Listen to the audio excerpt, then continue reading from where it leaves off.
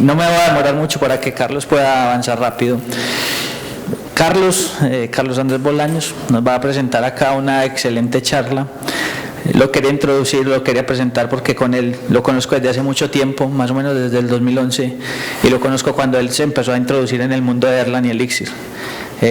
Conocí a Carlos cuando empezaba a hacer sus desarrollitos y sus pruebas en Erlang, y he estado en contacto con él pues como todo el tiempo. Y la evolución de esto. Nos va a presentar algo nebuloso, ¿cierto? Algo volado, bien volado, pero es muy interesante. Lo que de referencias que tengo de él, nada más es, ha trabajado en empresas, en Erlang Solutions, ha trabajado en Inaca, está trabajando para Adroll, que son empresas realmente donde se está utilizando Elixir y se utiliza Erlang de una forma grandiosa, y creo que ajustada a lo que estamos buscando en la realidad con las aplicaciones. Así que los dejo con Carlos y que disfruten la Nebulex. Bueno, vale. Bueno, para los que no me conocen, mi nombre es Carlos Bolaños. Yo he estado trabajando con Elixir, bueno, con Erlang desde hace 10 años. Elixir sí hace como 6 años. Y pues muy involucrado con la comunidad, como dice Gabriel, con diferentes empresas, desde un principio todo el tema de sistemas distribuidos, arquitecturas altamente escalables, etcétera. Y la charla de hoy se divide en 2 partes. Vamos a ver todo un tema también, o sea, más allá de ver Elixir y estas cosas, también una parte de ingeniería, de arquitectura, y conocer un poquito más el trasfondo de estas cosas, ¿cierto? Básicamente los objetivos son aprender un poco más de las diferentes topologías de caché distribuida, patrones de caching también, ¿cierto? Y finalmente cómo aplicar todas estas cosas en Elixir. ¿Por qué caché? O sea, ¿por qué una caché? O sea, yo creo que no hay mejor técnica para mejorar el desempeño y escalabilidad, y más simple para mejorar la escalabilidad y desempeño de una aplicación, que la caché. De hecho, es una técnica que viene ni siquiera del software, viene del hardware, y fue de las primeras cosas que empezaron a hacer los microprocesadores para optimizar y para mejorar el desempeño, ¿ya?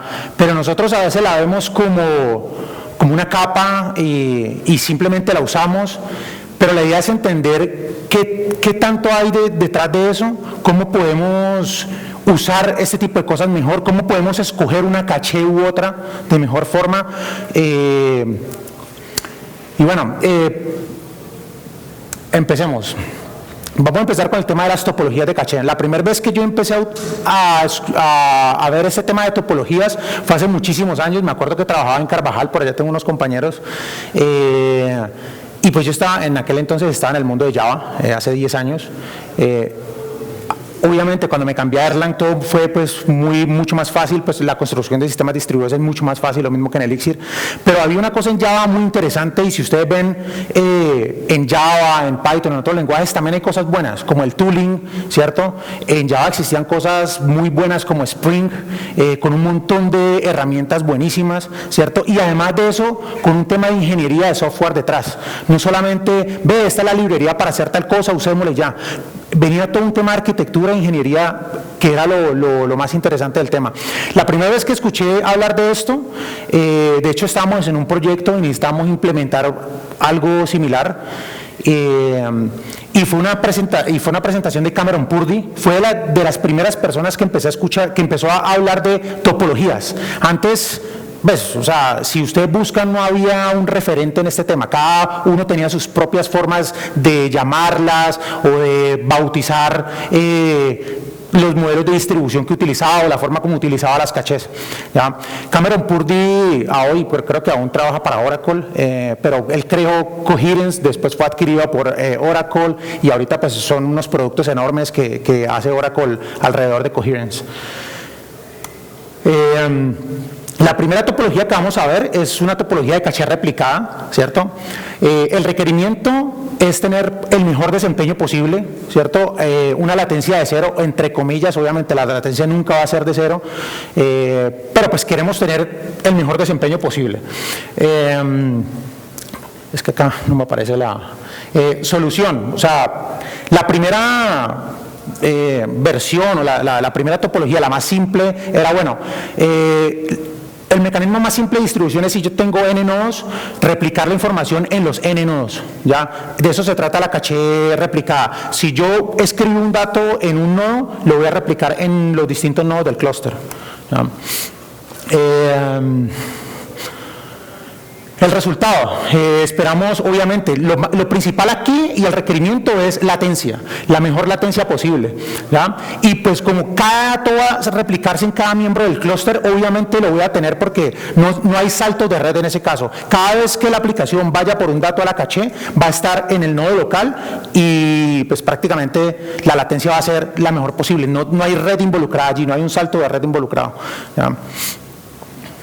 ¿Cómo funciona? Básicamente las escrituras, como pueden ver allí, todos los datos están replicados en todos los nodos del clúster y ya cada nodo simplemente ve como una vista lógica de la caché y va por el dato que necesita, pero está local, está en su nodo, ¿ya? Esa es la idea de la caché replicada. Hay unas limitaciones. La primera es que hay un costo cada vez que se actualiza. ¿Por qué? Cada vez que actualizo un dato, yo tengo que actualizar el dato en todos los miembros del clúster. ¿Qué pasa si yo tengo un clúster de 100 nodos, de 1000 nodos, de 1500 nodos? Va a ser súper costoso y es una solución que prácticamente no va a escalar, ¿ya? Entonces tengo un límite en cuanto a escalabilidad. Y también un costo por cada entrada. ¿Por qué? Porque es que si yo tengo una caché que pesa 2 gigabytes, la estoy replicando en todos los miembros del clúster y es la misma información, ¿ya? Entonces prácticamente estoy duplicando la información n cantidad de veces, siendo n el número de miembros en el clúster, ¿ya? Entonces eso también es una gran desventaja y también me afecta muchísimo, es un costo enorme, ¿ya? O sea, requiere una infraestructura también mucho mayor para poder prácticamente almacenar la misma información, estar replicando la misma información. Las escrituras, como habíamos dicho, si yo escribo, por ejemplo, vamos a escribir un dato en un nodo del clúster, ese dato tiene que ser replicado en todos los otros miembros del clúster en ese momento. Ahí también hay una complejidad, que yo tengo que estar seguro, prácticamente es una operación casi atómica porque necesito saber que todos los miembros del clúster, efectivamente, el dato se haya replicado exitosamente, ¿ya? Entonces, o sea, no es, hay un costo y hay un costo altísimo dependiendo del número de nodos en el clúster. Igualmente, o sea, desde el otro nodo, si yo voy por un dato, si yo escribo un dato, actualizo un dato, ese dato se actualiza en todos los miembros del clúster. Y así sucesivamente. Pero ¿qué pasa? El requerimiento lo cumplimos, ¿no? Y es que las lecturas están siendo muy rápidas porque yo siempre las voy a tener en mi nodo local, ¿ya? Entonces, resumiendo, el performance, como vimos, sí, tengo el mejor performance posible en cuanto a lecturas. En cuanto a escrituras, ya vimos que no, ¿cierto? La escalabilidad como ven allí es inversamente proporcional, ¿cierto?, al número de nodos, a la frecuencia de las actualizaciones y al tamaño de los datos también, ¿ya? Y los usos, básicamente cuando yo tengo más lecturas que escrituras y también cuando son caches pequeñas, cuando yo no tengo un montón de información o gigabytes o terabytes, petabytes de información para cachear, ya normalmente es para caches muy pequeñas. De hecho, por ejemplo, en Nishia, en Erlang, el primer modelo de distribución que implementó fue también full replication y fue una de las limitantes en cuanto a escalabilidad. Por eso los problemas que ellos decían, a más de 50 nodos ya prácticamente no, o sea, el desempeño se degrada brutalmente, que de hecho ni siquiera son 50, se degrada mucho antes, ya a partir de 10 nodos empieza a haber una gran diferencia, ¿ya? Entonces, siguiendo, ¿cómo solucionamos el tema? Por eso salió el tema de la caché particionada, o aquí muchos lo conocen como una técnica que se llama sharding, ¿ya?, que es prácticamente particionar la información en distintos nodos del clúster. Pero bueno, el requerimiento aquí es, ¿qué queremos solucionar? El tema de escalabilidad, que era una limitante en la topología anterior. Aquí queremos solucionar el tema de escalabilidad, ¿ya? La solución, primero, no vamos a replicar la información en todos los miembros del clúster, ¿cierto? La idea es que cada nodo sea responsable por una parte de los datos, ¿ya?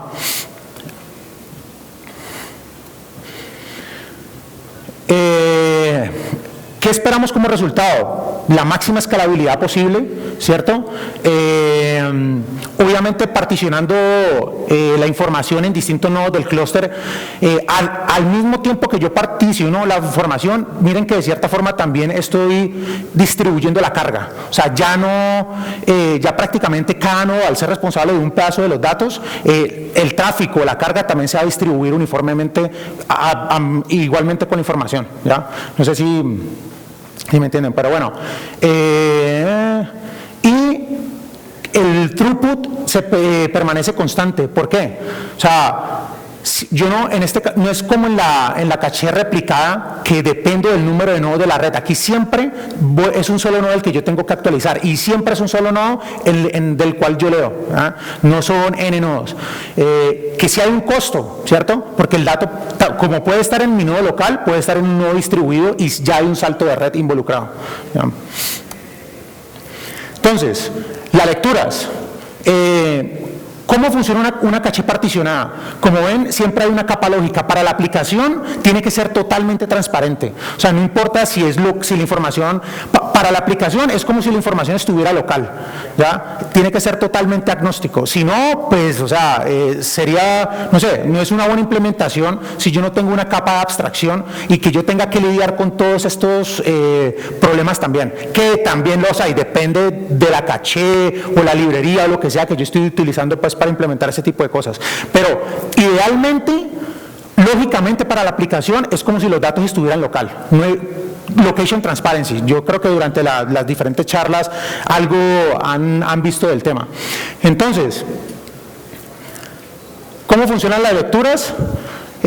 Básicamente, el dato se trae desde donde esté. Miren que cada nodo es responsable por un pedazo de la información, ¿ya? Y obviamente tengo un backup que, de nuevo, depende de la caché. No todas las cachés proveen el tema del backup. Muchas solamente implementan el tema del storage y ya, ¿cierto?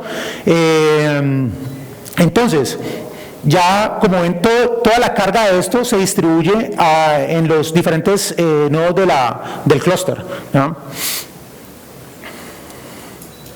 Beneficios. De nuevo, como dijimos, como está particionada, puedo escalar linealmente, ¿ya? Cada vez que necesite más capacidad en la caché, puedo adicionar más nodos. Bueno, entre comillas, o sea, muchos dicen, no, escalar linealmente. O sea, realmente eso también depende de muchas cosas. O sea, nada es infinito, y no es que yo pueda poner infinitos nodos ni nada de eso. También depende, pues, de la red, de la infraestructura de red que tenga. Y pues de muchos factores adicionales también.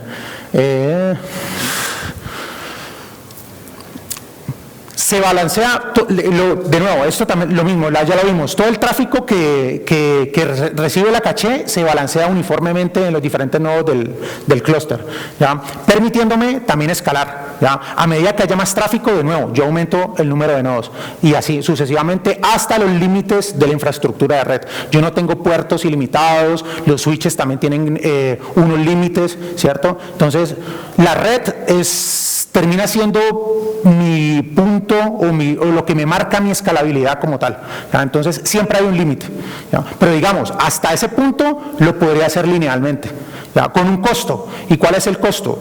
Que si un nodo se cae, ¿cierto? Parte de la información queda no disponible. ¿Cómo lo solucionamos? Como lo vimos anteriormente, con el tema del backup, ¿ya? Que ahorita vamos a ver cómo funciona el failover en esta topología, ¿ya? Ownership, que esto es lo que también les he estado diciendo. Cada nodo es responsable por una parte de los datos, ¿ya? Y una comunicación punto a punto. No necesito ir a todos los nodos del clúster, yo simplemente voy al nodo que necesito. Este tipo de distribución se puede hacer de dos formas. Puede ser del lado, el hashing puede ser del lado del server, o también puede ser un hashing del lado del cliente. ¿Ya? Normalmente, cachés como Memcache, el hashing o el quien decide a qué nodo voy, de hecho son dos etapas de hashing. El primero, que es del lado del cliente, que me dice el nodo que tiene la información, y el segundo hashing es el que efectivamente me redirecciona al dato que yo estoy buscando. ¿Ya?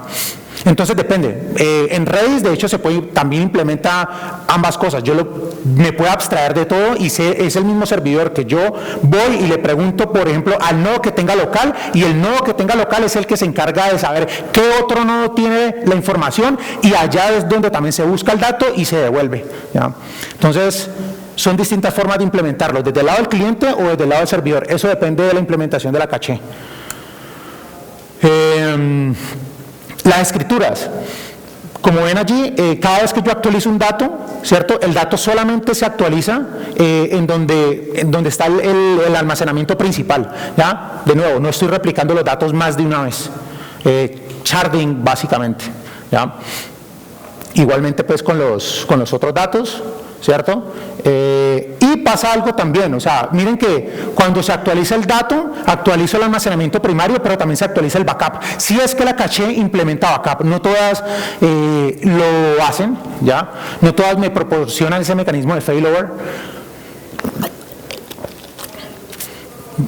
Por ejemplo, en el caso de Memcache, la mayoría de cosas de este tipo son cosas externas. Memcache es muy simple. Como hay otras como Redis, que sí, es mucho más fácil y sí me proveen este mecanismo, pues, para yo olvidarme de adicionar más y más y más cosas a mi solución.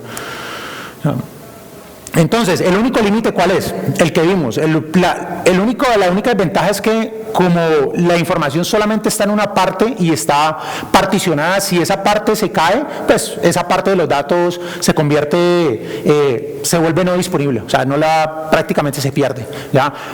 Pero de nuevo, eso es importante. La gente dice, bueno, pero ¿es grave? No, eso es una caché. Y muchas veces confundimos lo que es una caché con una base de datos. ¿Ya?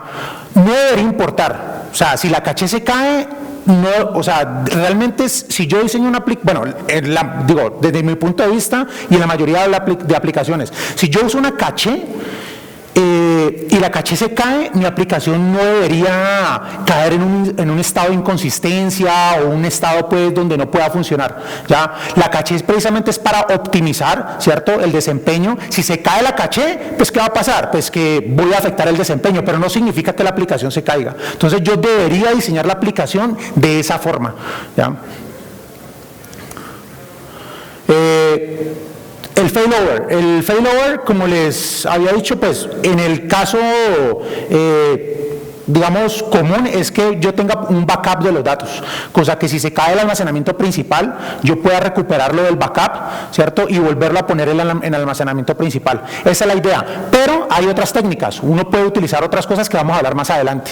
Y ahí es donde vamos a entrar al tema de unos patrones de acceso a las cachés, y van a ver que a veces no es necesario tener la super caché con toda esta cantidad de features que me replique, que tenga backups, que tenga un montón de cosas. No, uno puede lograr ciertas cosas con patrones y técnicas muy sencillas, ¿no?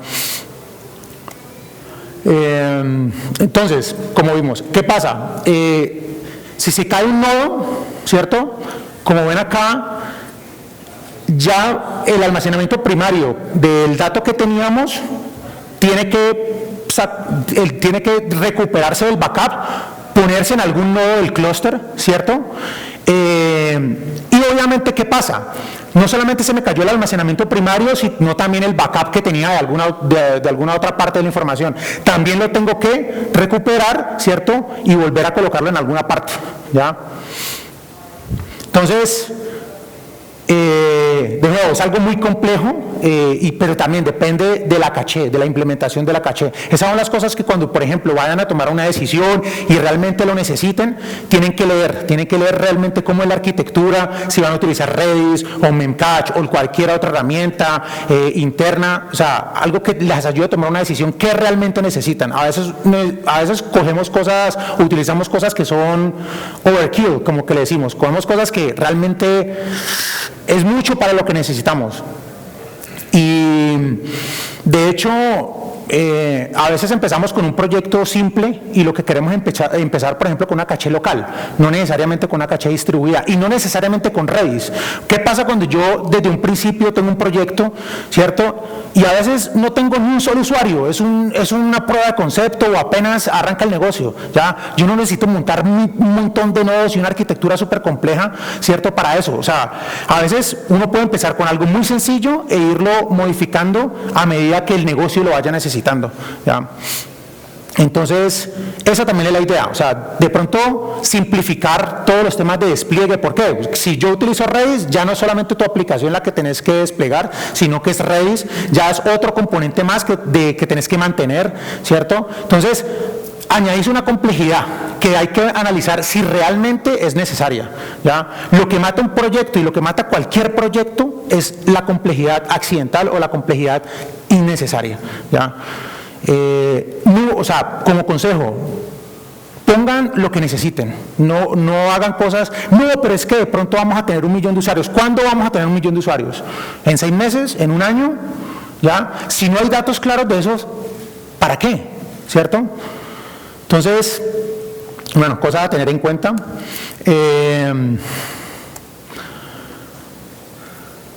Siguiendo pues con el tema de la caché particionada, yo podría incluso mejorar un poco más esa topología.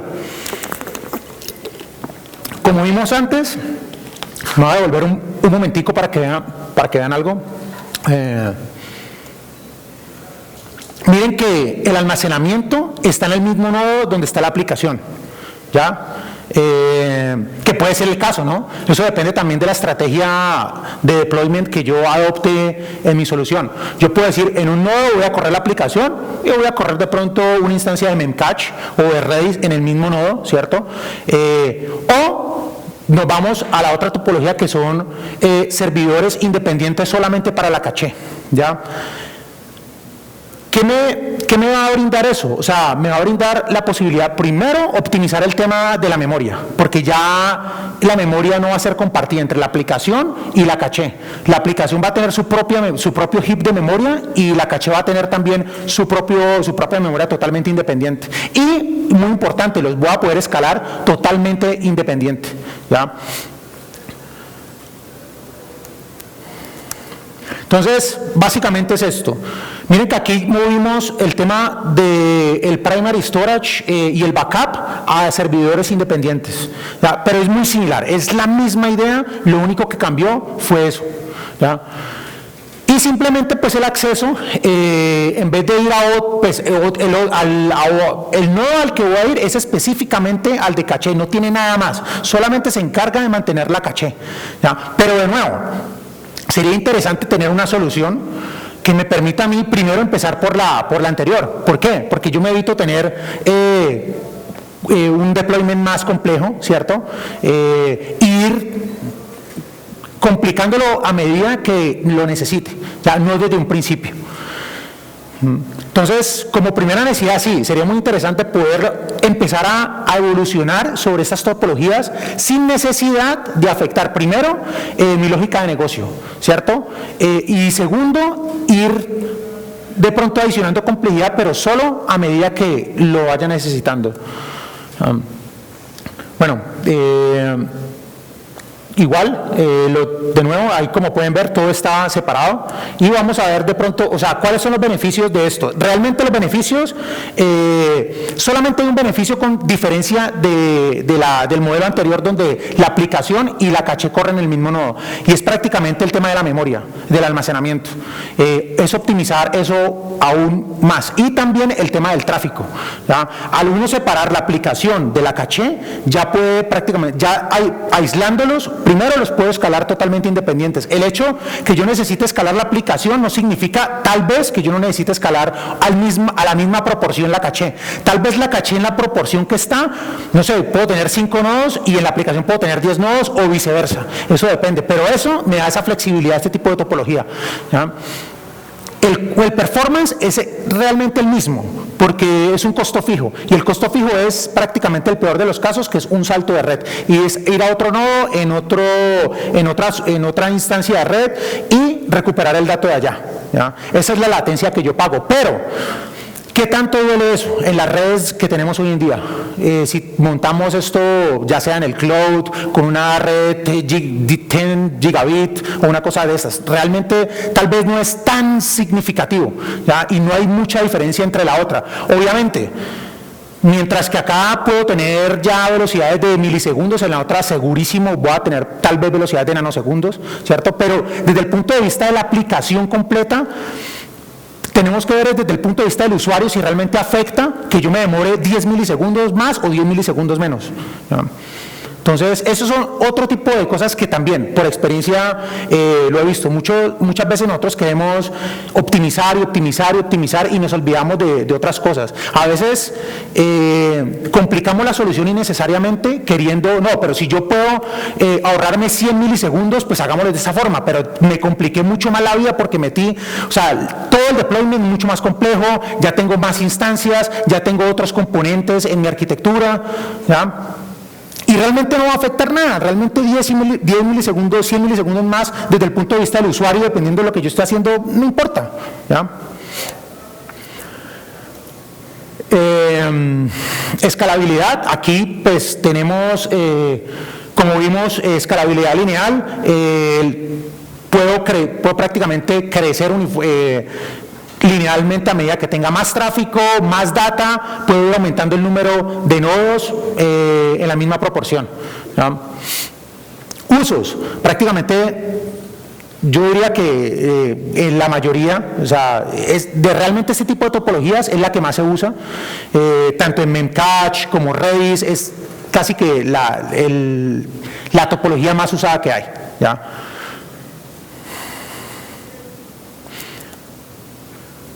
Bueno, al final ahí, no. Continuando con las topologías, bueno, uno dice, bueno, también sería interesante uno tener las ventajas que teníamos en la caché replicada con las lecturas, ¿cierto? Pero también la ventaja que tenemos con la caché particionada con las escrituras, ¿cierto? Entonces, mi otra topología que es Near Caché, o básicamente también una caché multinivel. Y si ven, el concepto es exactamente tomado del hardware, ¿ya? Y en las arquitecturas de hardware, en los microprocesadores, ese concepto de tener la L1, L2, L3, ¿cierto? Prácticamente casi que todos los patrones que ustedes ven de arquitectura, estilos, de diseño, muchos de ellos vienen ya del hardware. Aquí, resumiendo, el requerimiento es prácticamente obtener lo mejor de los dos mundos, de la topología replicada y de la topología particionada, ¿ya? ¿Y cómo lo vamos a hacer? Vamos a manejar 2 niveles o n niveles. Normalmente uno habla de 2 niveles, pero puedes tener los niveles que quieras, que tengan sentido, ¿no? O sea, puede ser una caché local, y ahorita lo vamos a ver, una caché distribuida. ¿Y cuál sería, por ejemplo, el nivel 3? La base de datos, por ejemplo, ¿ya? Pero cosas que tengan sentido. Normalmente en la caché se manejan 2 niveles. En el procesador, ¿qué es? La caché local del procesador, y la L2, ¿cuál es? La RAM, ¿no? Entonces, algo similar también sucede acá en el software. Como resultado esperamos prácticamente lo que nos brinda la caché replicada, de tener la mejor latencia y a la vez poder escalar linealmente. Entonces, ¿en qué consiste? Como ven acá, ya a los nodos le voy a adicionar otra caché, que es una caché local, ¿cierto? Como ven acá, está la caché particionada, ¿cierto? Y cada nodo del clúster tiene exactamente lo mismo, pero como es una caché particionada, pues cada nodo es responsable de una parte de la información, como vimos anteriormente. ¿Qué he agregado además? Agregamos otra capa local, ¿cierto? Que, por ejemplo, cuando lea un dato, si el dato es recuperado, por ejemplo, de un nodo remoto, lo cacheo localmente, cosa que la siguiente vez ya lo tenga local y ya puedo tener el mejor desempeño posible, que es lo que tenía con la caché replicada, ¿ya? Entonces, ya aquí estoy combinando las dos. Pero, por ejemplo, este tipo de topología no es algo que venga out of box en cosas como Redis o Memcache, es algo que tenés que implementar vos. Y al menos en Elixir, cuando arranqué, pues, es más, desde hace muchísimos años en toda esta experiencia pues, con el tema de desarrollo de software y arquitectura de software, los problemas que resolves con la caché son un montón. Y a veces antes de explorar otro tipo de soluciones más complejas, la caché es una técnica tan sencilla. A ver, la caché como tal internamente es toda una implementación y tiene su complejidad, pero como técnica para usarla es muy simple y soluciona problemáticas de forma muy sencilla.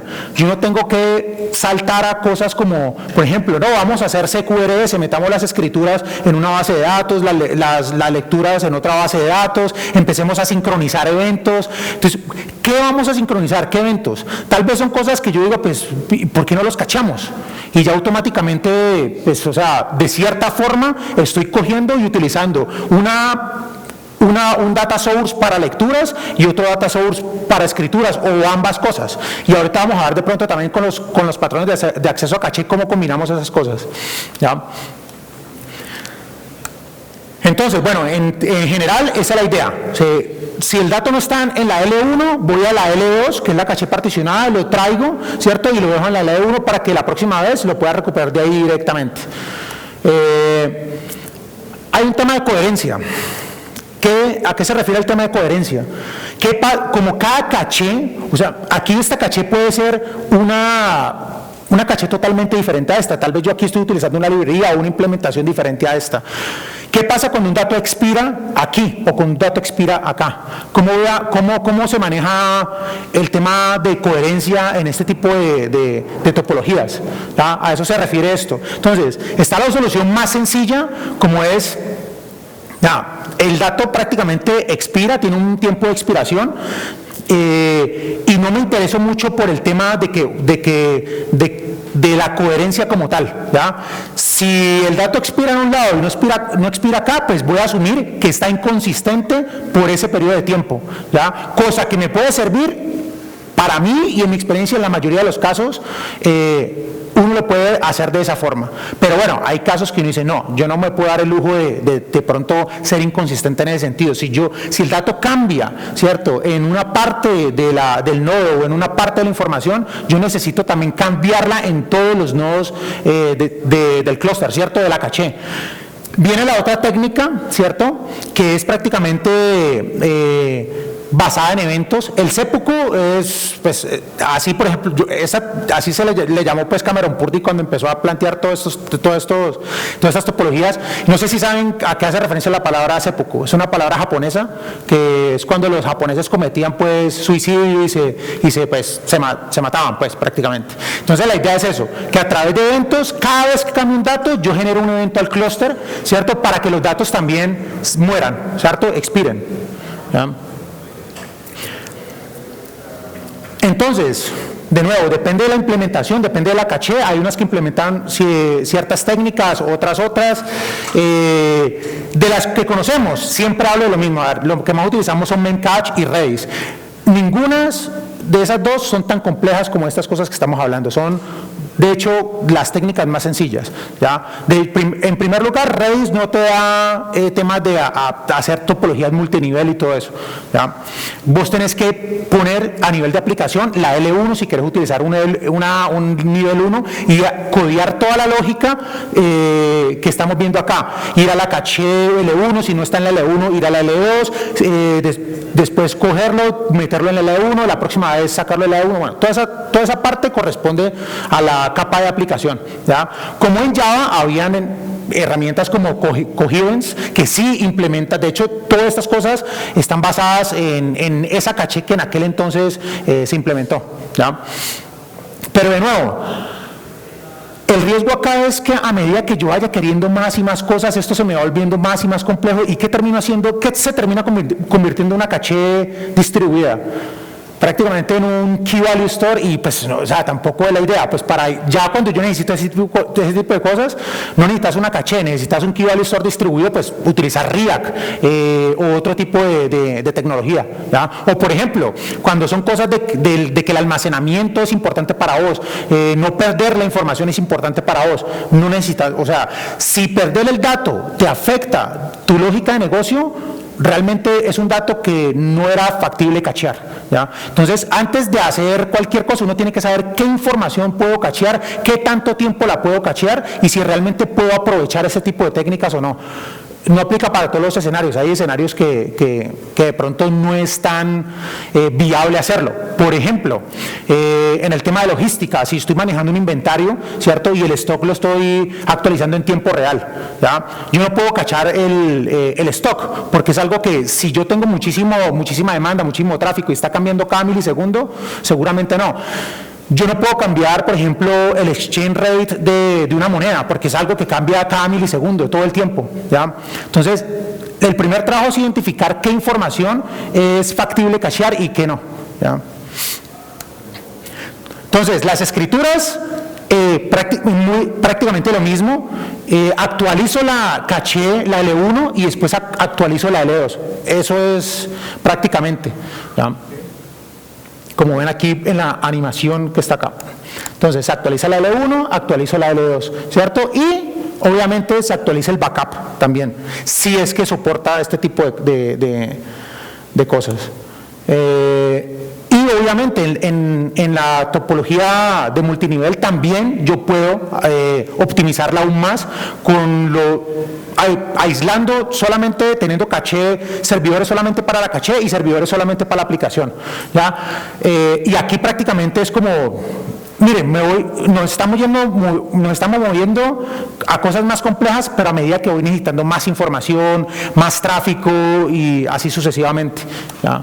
Entonces, básicamente, de nuevo, es exactamente lo mismo, simplemente que ahorita tengo servidores dedicados solamente para almacenamiento o para RAM, que es también muy común. Yo tengo un segmento solamente para, así como tengo un segmento de base de datos, también tengo un segmento de caching y es solamente orientado a eso, es pura RAM, ¿ya? Entonces, en resumen, ya como dijimos, tenemos como lo mejor de ambas topologías, la particionada, la replicada, escalabilidad, también escalamos linealmente, ¿cierto? Pero aquí hay un tema, ¿qué pasa con el seppuku? ¿Se acuerdan que cuando vimos la caché replicada había un problema y era que cada vez que yo actualizo un dato tengo que actualizar varios varios nodos o todos los nodos del clúster?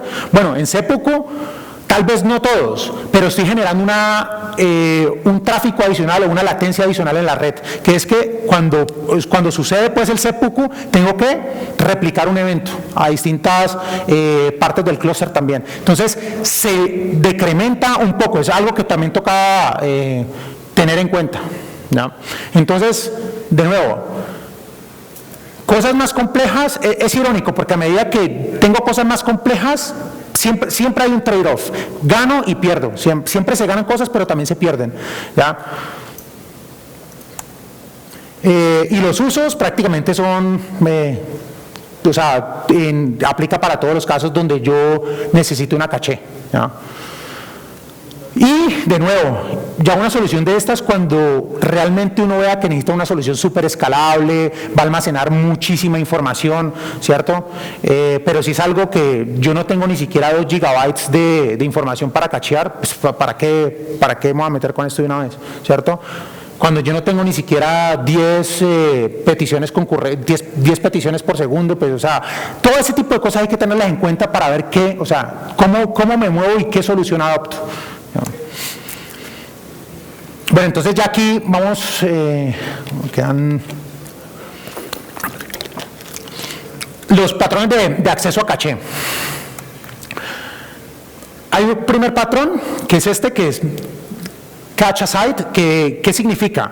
Que prácticamente la aplicación es la responsable. ¿Se acuerdan cuando hablamos de todo este proceso de qué pasa si la información no está en caché? Si la información no está en caché, yo voy y la traigo de la base de datos, ¿cierto? O de mi System of Record, ya sea una base de datos, ya sea un archivo, lo que sea, ¿cierto? Pero es la aplicación la que lo hace, más o menos pues en pseudocódigo luce así, nos toca codiar este tipo de cosas. Lo digo porque en algún momento lo llegamos a hacer, ¿ya? Que sería genial, por ejemplo, que es ya el otro patrón, catch through, que es que la caché lo haga por mí, que yo no tenga que preocuparme por ese tipo de cosas, ¿ya? No sé quiénes aquí trabajaron con Java, con Spring. En Spring había cosas muy interesantes, y en Java, de hecho, los annotations, yo me acuerdo que vos podías definir un método, ¿cierto? Y vos le puedes definir cacheable, y automáticamente lo que se ejecutaba, el resultado te lo cacheaba. O sea, era una implementación prácticamente de esto que estamos hablando. Es la caché la que se encarga de ir a la base de datos, cargar el dato, dejarlo en caché, y la próxima vez se va a recuperar de allí. En Spring, por ejemplo, en Spring Caching se implementaba con AOP, con aspectos, ¿ya? Entonces, son cosas súper buenas que sería también bueno tenerlas en un lenguaje como Elixir, ¿ya? En vez de empezar a utilizar herramientas y codearlo. Es más fácil, sí, porque codear cosas distribuidas en Elixir o en Erlang es más fácil, pero si lo puedo hacer incluso más fácil y ahorrarme de duplicar el código de un proyecto una y otra vez, pues sería mucho mejor. Entonces, esa es la idea. Y catch through, prácticamente la combinación de dos cosas, read through y write through. El read-through, como vimos, es básicamente, si la información no está, yo voy y tengo un componente que es el cache loader, que es el que trae la información de la base de datos y la deja en la caché para que la próxima vez la pueda recuperar desde allí. ¿Qué pasa? Que cuando la información ya está en caché, yo la recupero ya de caché directamente, ¿cierto? Y cuando tengo una topología multinivel, la próxima vez, pues simplemente voy al nivel que estaba más cercano a mí, ¿ya? Como está acá.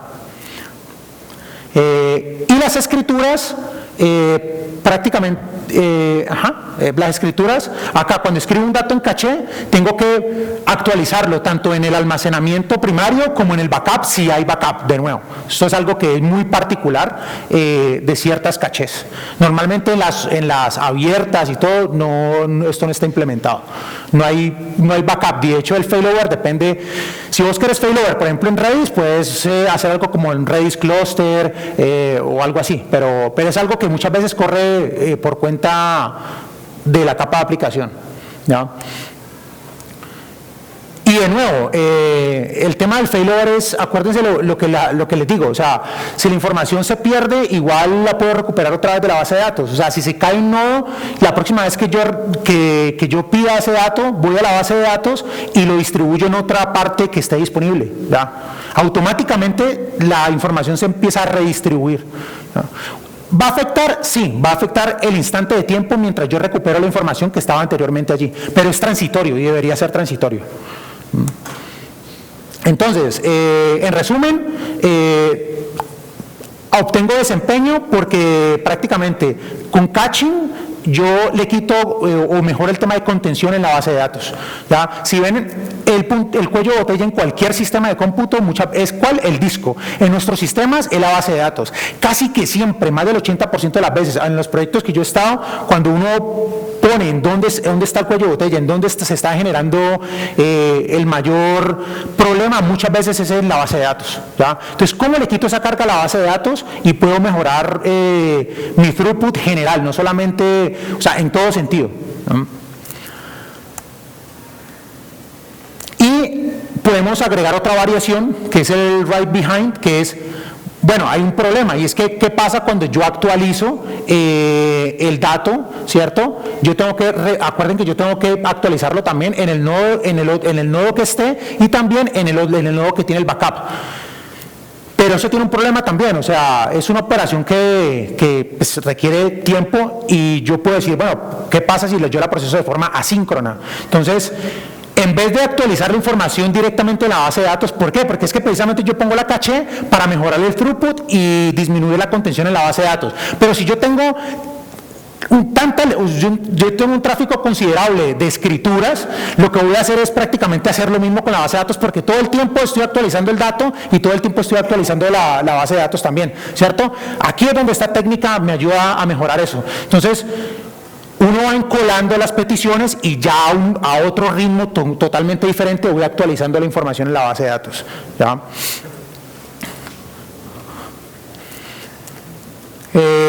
Ahora, ¿cómo aplico todas estas cosas en Elixir? Como les digo, de las cosas interesantes cuando estaba en este mundo era que el tooling, había mucho tooling, muchas cosas muy interesantes, muy en el tema también de ingeniería, arquitectura de software. Entonces, dice, bueno, la idea era traerlas y poder desplegar y crear ese tipo de topologías y también implementar ese tipo de patrones prácticamente out of box en Elixir, ¿ya? Nebulex es prácticamente un framework de caching que me permite hacer ese tipo de cosas. Está inspirado en Ecto, así como Ecto es una capa de abstracción para la persistencia, Nebulex es una capa de abstracción para la caché. Y si ven, es más factible que yo cambie una caché en mi solución que cambie la base de datos en mi solución. Tal vez yo me mueva, Memcache no me funcionó, voy a explorar Redis o voy a explorar otra cosa. Eso es más factible que pase la mayoría de las veces que incluso la base de datos, ¿ya?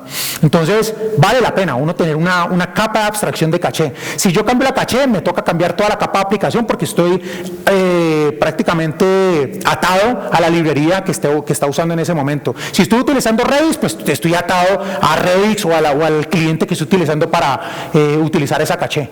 O sea, sería buenísimo que, de nuevo, una capa de abstracción, ¿cierto?, que me permita ser totalmente agnóstico de la implementación. Y pues hay otros features que los vamos a ir viendo. Viene con unos adaptadores ya incluidos para poder desplegar esa topología local, distribuida, multinivel. Tiene un DSL muy pequeño para implementar esos patrones que les digo del cache through. Entonces, más información lo pueden ver allí. Hay muy buena documentación, hay ejemplos de todo este tipo de cosas que estamos hablando, hay ejemplos.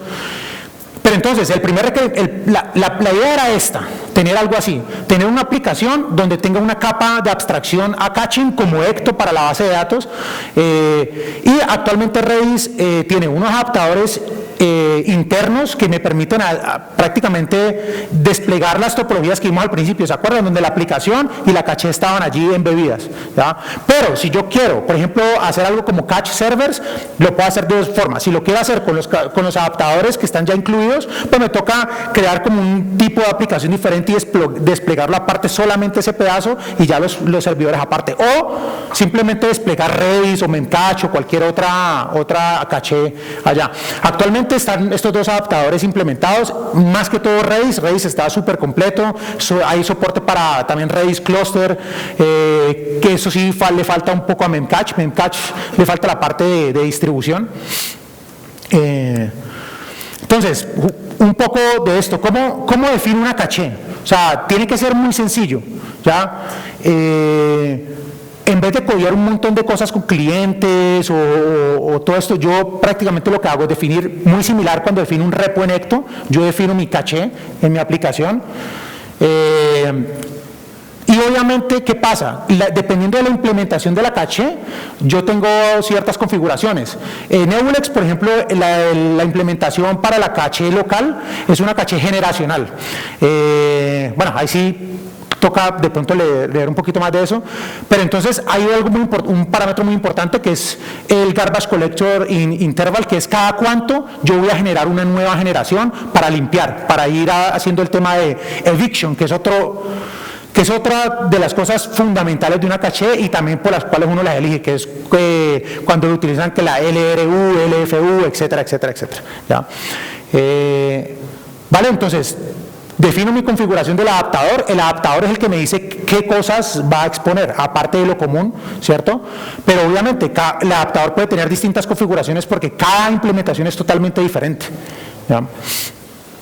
Y Y pues, como ven, muy sencillo usarlo. Ya una vez yo la defino, la añado en el árbol, en el Supervision Tree, y ya la puedo usar directamente desde la aplicación. ¿Ya? Si ven, prácticamente casi igual que Ecto. ¿Ya? La caché particionada. Entonces, aquí defino mi caché, ¿cierto? Mi partition cache, pero yo a la caché particionada le tengo que decir dónde va a almacenar los datos. Entonces, el adaptador que viene con Nebulex me provee la capa de distribución, pero el almacenamiento, la idea es reutilizar cosas que ya están. Entonces, yo le digo que el almacenamiento primario es la caché, es el adaptador local. Entonces, creo la caché particionada, ¿cierto? Y el almacenamiento primario lo va a proveer el adaptador local también. Por ejemplo, ahorita vamos a ver un ejemplo. Esto puede ser Redis o puede ser Memcache también, ¿ya? Cosas ahí importantes. De nuevo, estos son los adaptadores built-in con los que viene. Y aquí yo le tengo que decir por configuración cuál va a ser la caché local que va a utilizar. ¿Ya? Y el resto de lo demás es lo mismo, pues ya las configuraciones particulares de cada una. ¿Cómo lo uso en runtime? Así como lo habíamos visto, tengo prácticamente, aquí tengo, hagan de cuenta que tengo nodos y la bin corriendo, está el clúster normal de Erlang o Elixir, y estos señores forman un grupo, ¿cierto?, que es manejado internamente por PG2. O sea, ya todo esto está implementado. No nos toca reimplementar o rehacer todo esto, ya está allí. Entonces, automáticamente cuando se escribe un dato, él busca a dónde distribuirlo, y cuando se quiere recuperar, él automáticamente va a ese nodo y lo recupera. Todo eso que vimos de las topologías anteriormente está aquí con ese poco de configuración que lo hemos visto y con ese poco de código que lo hemos visto. Igualmente el Near Cache, ya vamos pues complicándolo un poquito más. Ahora, yo lo puse ahí con el ejemplo en un solo módulo, pero por ejemplo yo puedo tener distintos módulos para cada una. Eso depende del estilo o como nos parezca que se vea mejor, ya prácticamente. Entonces, el Near Cache o la cache multinivel utiliza el adaptador de Nebulex, que es el multinivel, y en el adaptador multinivel yo le digo cuáles van a ser los niveles que yo voy a utilizar, ¿cierto?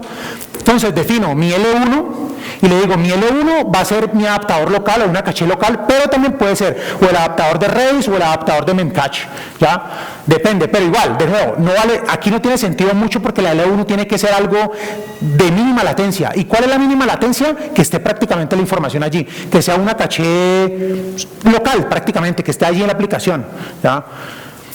¿Cuál es Y obviamente la caché me tiene que proveer un tamaño máximo, porque ¿cuál es la desventaja? ¿Qué pasa? Obviamente que la caché distribuida o la caché particionada va a estar en capacidad de manejar gigas o petas o terabytes de información, pero en mi aplicación no, yo tengo un heap de memoria limitado, tal vez tengo 16 gigas y yo no puedo darme el lujo de prácticamente gastarme 10 gigas solamente para la caché local. Entonces, las caché, este adaptador también yo le puedo decir cuál es el tamaño máximo que yo quiero para allá. Ya a partir de ese tamaño máximo es lo que empieza es prácticamente a evacuar otra información, ¿ya? Pero nunca excede lo configurado, precisamente para evitar colapsar la aplicación como tal, que no se me vaya a caer la aplicación por la caché, ¿ya?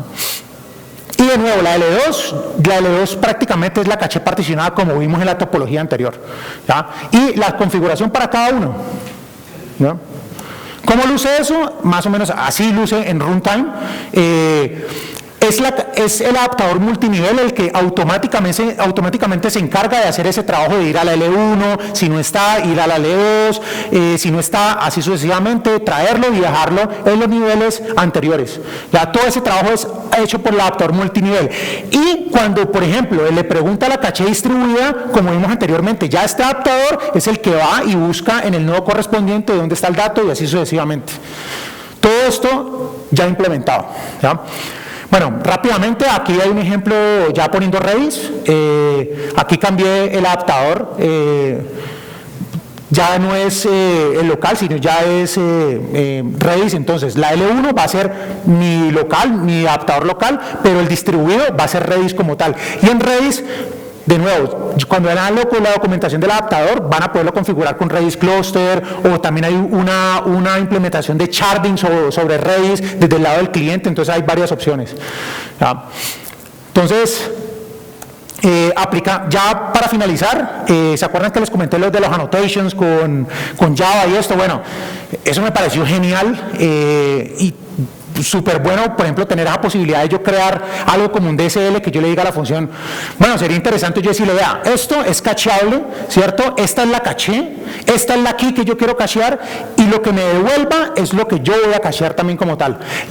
La primera vez, él automáticamente pregunta en la caché, ¿cierto? Si no está, ejecuta el bloque de la función. Ya, luego el resultado lo cachea y ya la siguiente vez, como ya va a estar en caché, pues me devuelve el resultado y no se va a ejecutar el bloque de la función. Eso ya está implementado allí. ¿Ya? De la misma forma, también lo puedo hacer con el write-through, con otras dos macros que son el eviction y que se actualice. Eso depende. Yo puedo decir que cuando un dato cambie, simplemente elimínelo. ¿Qué va a pasar? Que lo va a traer de la base de datos otra vez. ¿Ya? O si no, que me lo actualice también. Otra cosa es que también yo, por ejemplo, muchas veces nosotros cacheamos cosas no solamente con el ID de la entidad, sino también con otra llave única. Por ejemplo, imaginen una entidad usuario. Yo tengo el usuario ID y normalmente cacheo por el ID, pero muchas veces por el username, que es único también, que puede ser el correo o algo así. Entonces yo le puedo decir, si ya tengo cacheado ambos, cuando esto se ejecute, elimíneme estas dos llaves, por ejemplo, estas dos keys.